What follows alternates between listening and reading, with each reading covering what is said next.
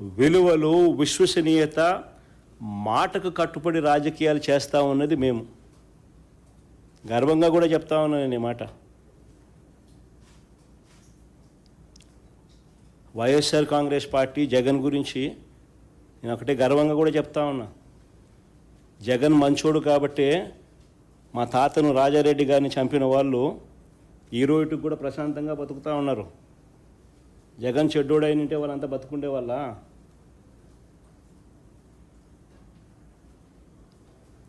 మా తాతగారిని దారుణంగా నరికి చంపిన వాళ్ళంతా ఈరోజు ప్రశాంతంగా ఇప్పటికీ ఉన్నారు. జగన్ నైజం ఎలాంటిది, జగన్ మనస్తత్వం ఎలాంటిది అని నిదర్శనం అది.